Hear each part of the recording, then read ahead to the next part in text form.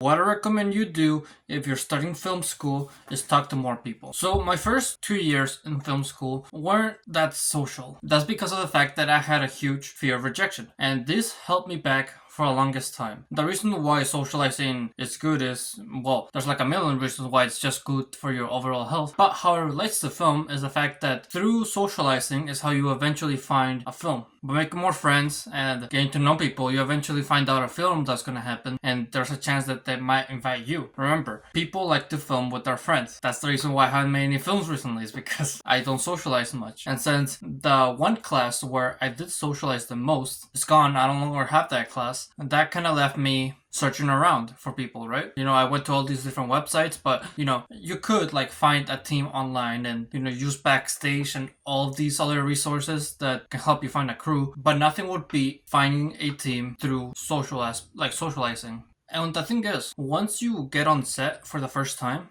that's when you get into the social web, because I say this in a lot of my videos, but once you get on set, you're like a magnet. People will automatically want to talk to you, or you want to talk to people because you don't want to look awkward. And there's like a lot of there's a lot of opportunity to talk to people on set. You can talk to the cameraman while he's getting ready, ask him what he's done before, what he did to prepare. You can pretty much, since you guys are all focused on one thing, focused on making the film, the best conversation starter is always just talk about the film that you're making right now. And then, you can talk to pretty much everyone on set. If it's like a small crew, of course. If it's like a big crew, you're obviously not going to want to talk to everybody, especially not the director. You can talk to the director maybe after the film is over, but like once you guys are finished shooting. But overall, you're just going to be a lot more social once you get on set. So that should be like your main goal right now, to just find some way to be on someone's set. Once you get that, socialize and make more connections. That way they can work for you. But how do you I sounded Asian right there. But how do you get the initial connection? How do you get into set? How do you meet people? What kind of locations do you need to be in to meet these people that will invite you to be on set? This is where you get involved. What I mean by this is go to more events. The thing about film events is they're kind of weird, honestly, because most of the time it could be like a screening. It could be mostly that, honestly. Most film events is just screenings. The other film event that I've gone to that was not a screening was this expo is called NAB, where we just show a bunch of filmmaking equipment, and I wasn't really a fan of that. I don't think that type of spot would be best for networking. But yeah, I guess screenings would be the best place. Maybe also actually award ceremonies is also a good place to network. The first film event that I ever gone to in my university was this thing called Spring Flicks, where we watch all of the student films submitted. Like it could be any student film, honestly. That kind of made it so it was kind of unfair for other people, because we have like this small student film, like really small. You can tell the small budget, low crew, not a lot of people. And then the next film that comes after that one is this high budget crew made by an actual studio, like by a lot of people. So it's kind of unfair to compare and put those two together. But it's a cool event. All does. Another film event that I went to, and since this event was more on a grander scale, I didn't really get the chance to network with people because there were a lot more adults in this one. And it's another film screening, but it was a film screening for this movie called Joyride. And this just gave me like a scope of how these events actually are, because the ones at university are a lot more smaller and a lot more condensed. The good thing about university, and is the fact that since most of it's all closer together, it feels more of a family. But I'm guessing once you get into like bigger movies out there, I'm pretty sure that feeling of closeness is hard to replicate. Maybe only if you have your own crew. Like I wasn't shy of showing my film in my workshop class because I already knew everybody, so I wasn't really shy when it came down to showing my film. I don't know if your university has this. Maybe it could. I don't know. What mine has is that sometimes professional filmmakers would come in, most of the time virtually because they're too good to be in person apparently. They would come in and they would give a lecture about certain topic. And most of the time I haven't really been a fan of it because they haven't brought professionals on the topic that I want to know about. So far, they brought professionals from costume, production, and I'm more focused on directing and acting. So, still very valuable though.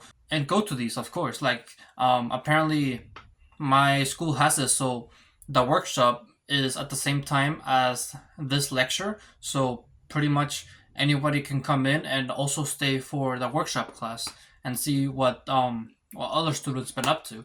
There's gonna be one next week, so I'll be telling you my experience about that. Going back into that workshop classroom, and we'll see if I get accepted to make another film. Who knows, right?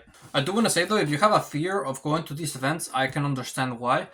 I haven't really been going to these events this semester during the spring, and the reason for that is because of fear of being alone. A lot of people can probably relate to this, but whenever you go somewhere, you probably always go with someone. Like you don't go to the movies by yourself, or maybe you do. I know there's a lot of people who do, but for example, okay, it's just uncomfortable going somewhere like an event where you're supposed to socialize. It's hard to go there by yourself. You always have like a wingman with you, right? That can help you socialize. But um, since I don't have that when it comes to film, I don't really have friends that like film as much as I do. Most of the time, I have to go by myself, and that can be really scary. That's why I hesitate to go to these film events. But I think I need to change that. I think I should go to these film events anyway, even if it's scary being alone. Just the best case scenario is just for me to socialize with others and get to know people, and you should do the same. Lastly, the thing that you should do when starting film school is make films. So, starting film school, as I said before at the beginning of the video, I didn't really have a lot of a social life, right? I didn't really talk to any of the students, and so I still wanted to make films. And since I couldn't get a team together, I decided to film by myself at my house. This led to two films, pretty much: Crime, which is up on my channel, and Cyberpunk Edge Runners, which is also on my channel. It's like a parody of the opening. And let me tell you, Crime was not as good as I wanted it to be, and Cyberpunk, the opening, took me months. So, you know, always try to find a crew. And also another thing about the Crime film that I made by myself, I feel like I didn't really learn much. I feel like my skill as a filmmaker didn't really grow because I was focusing on all these other things. I was focusing on acting, photography, lighting, what else? Props, story, editing. Like my attention was divided in so many places that it didn't allow for me to grow on one specific thing. So, always find the role that you want to be in and just focus on it as much as you can. Quality is always better than quantity. So, find a crew, focus on one role, and make films. That way you can grow your portfolio and maybe, who knows, maybe post them to YouTube. They might pop off, you become famous, and you retire your family, and you live happily ever after. Just making films overall as an aspiring filmmaker in the film school can be always beneficial. As a matter of fact, I've seen students do this. They bring a film that they already made, they show it to the professors, and they critique it. It's always nice to have it in your backup, in your portfolio. Make films as soon as you can. And don't make any excuses, okay? This is just came out at the top of my head, thinking out loud right now. Something that I've been trying to do, I've been saying this in a lot of videos, is the McLovin scene. This is a scene from Superbad. I've been trying to recreate it. And every time I try to get it, like I try to ask for other people to help me with this film. Every time I do that, they always give me an excuse of, oh, I have this project going on, I have school, I have work, and all this, right? And it's like, I have those things too, and I still make time to make this film. So why can't you? You just don't want to work with me. You're just lazy.